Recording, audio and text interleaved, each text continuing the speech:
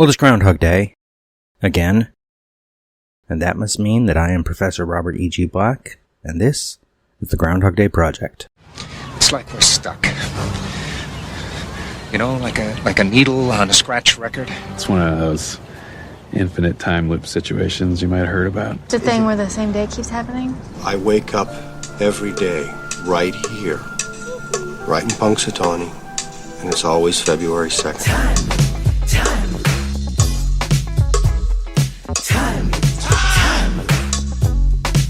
I promise to explain everything later, but I need you to trust me. Slow down! What are you, in a damn time loop or something? This week, I want to talk about Harold Ramis, because we have just gotten his directing credit after his writing credit and producer credit. We'll start with his bio from secondcity.com. Harold Ramis helped set the tone for an entire generation of comic performers who were as hilarious as they were radical.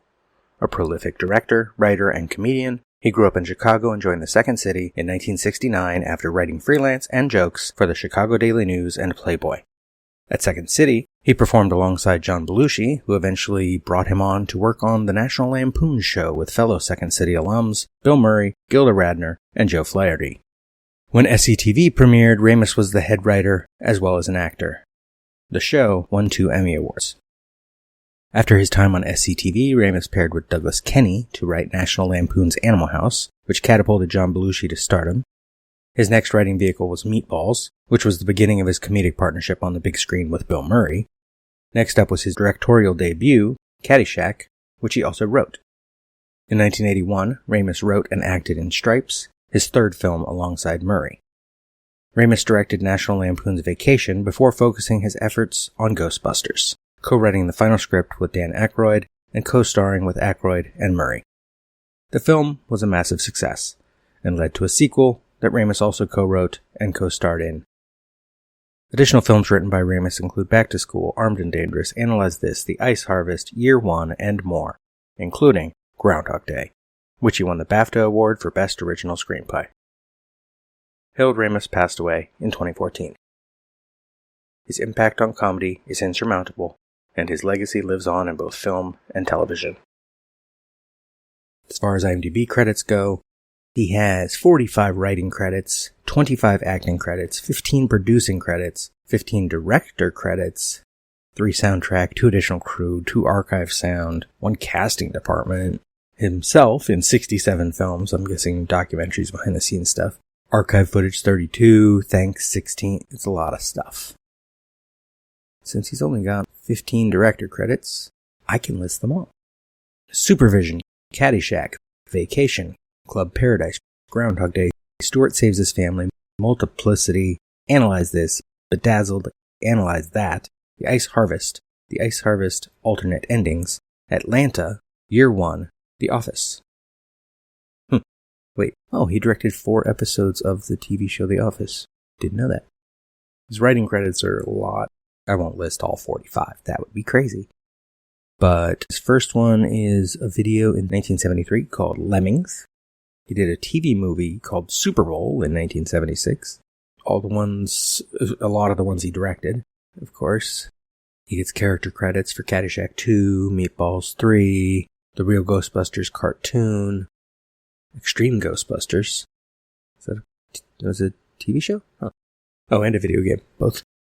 And then there was a Ghostbusters video game, and the Ghostbusters of New Hampshire Spilled Milk. That's someone's short film, but he gets credit because their characters are created by him.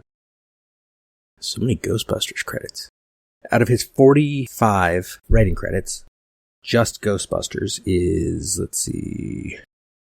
Ghostbusters in 84, that's 1.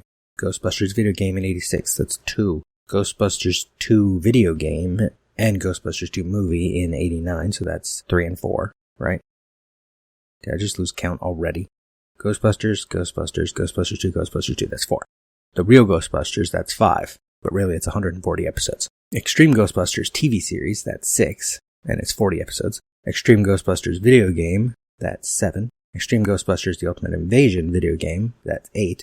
Ghostbusters the video game, that's 9. The Ghostbusters in New Hampshire Spilled Milk, the short film, that's 10. The Real Ghostbusters, which is a short film, that's 11. Ghostbusters Sanctum of Slime video game, that's 12. Ghostbusters, the 2016 remake, that's 13. Ghostbusters Station 6 TV series, only had 1 episode? Okay.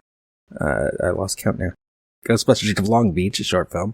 Ghostbusters Afterlife. Ghostbusters Spirits Unleashed video game. Ghostbusters Frozen Empire. And the upcoming Ghostbusters... Wait. It says upcoming, but then I think it says 2018. That's confusing. Maybe it never came out. Ghostbusters Ecto Force, another video game. I wanted to read you this from, this is The Guardian, the obituary for Harold Ramis, 25th February 2014. The writer, director, and actor Harold Ramis, who has died at age 69 from complications of autoimmune inflammatory vasculitis, was responsible for 1 masterpiece and several influential smash hits. In each of his creative capacities, he was the eternal quiet man.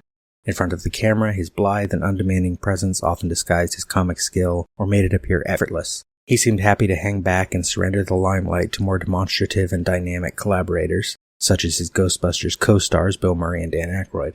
In his writing and directing, he was adept at capitalizing on an audience's love of coarseness without resorting to cruelty or sacrificing his compassion. Much of his work, including National Lampoon's Animal House 1978, Meatballs 1979, and Ghostbusters 1984, all of which he co-wrote, and Caddyshack 1980, which he co-wrote and directed, changed the course of U.S. film comedy, even if the prudish might argue that it was not for the better.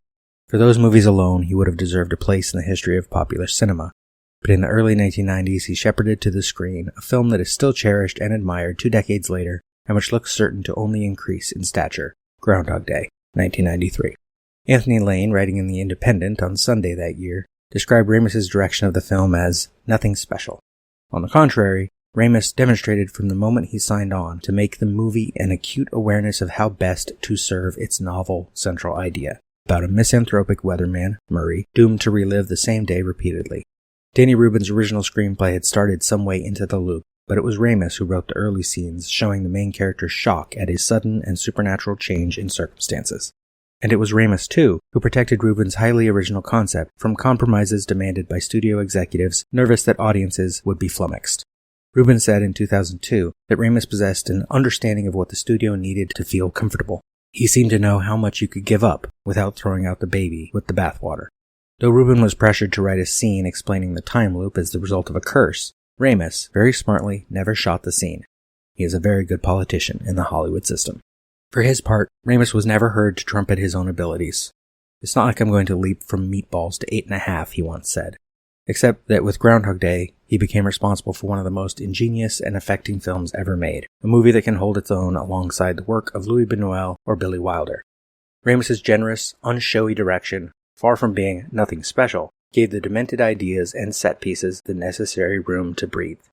This was, by the way, written by Ryan Gilbey. Whose book I occasionally quote about Groundhog Day. He wrote the BFI. It's a very small little book. It's basically a summary scene by scene with some commentary. We will talk more about Harold Ramis. Currently, I'd say the next 3 episodes. Ooh, warning. But I wanted to end this episode with this quote from... It's on the Washington University in St. Louis Assembly Series site. Their bio on Harold Ramis, because he did 3 addresses for them. It was his alma mater, and so he'd return there and do speeches. Henry Schwey, professor of drama and comparative literature and arts and sciences, knew him well, and in his introduction for Ramis's 2009 talk, he illuminated the alumnus's place in the film pantheon. In Ramis's films, revolt is as much against an inflexible organization as it is against an unyielding individual psyche, as in Groundhog Day and Ice Harvest. Some of our guests' first practical lessons in revolting against authority were developed right here. It's possible, too, that it was here where he began learning to forge that anarchical spirit into works of art. His career includes some of the most popular and influential films of our time. He's a deep thinker and is a man constantly engaged with ideas. I don't know what this... There's another quote from this. I think from Ramis himself. Yeah, from his 2009 talk. Great comedy is inherently revolutionary. Its essence lies in its ability to subvert order, the status quo, to provoke change. It teaches us to question, and by extension it teaches us to revolt against authority. We may laugh at the comedy's absurdist tactics, but the lesson is very clear. Sometimes it's necessary to resort to extremes, and employ humor, farce, as a means of overturning something patently unjust or impervious to human reason. The essence of comedy, I'd contend, is contained in overturning absurd, destructive authority, and by revolting against irrationality, it shows us the way toward a more civilized, humane behavior. Knew you were gonna say that. This has been a production of Lemming Drops Studio. You can find links to more at lemmingdrops.com or join the Facebook group Lemming Drops Studio Tour. Also, you can support all my shows at patreon.com/lemmingdrops. What is wrong in the end which never comes? Or which comes again and again, lapping, like waves. Since the Big Bang set everything in motion, everything that happens in this universe has to be the way it is. Particles unfolding the way they're destined to. How do you sleep at night? You've never seen Groundhog Day? Yeah, you know Groundhog Day is not a documentary. Remember when Groundhog Day was just a movie?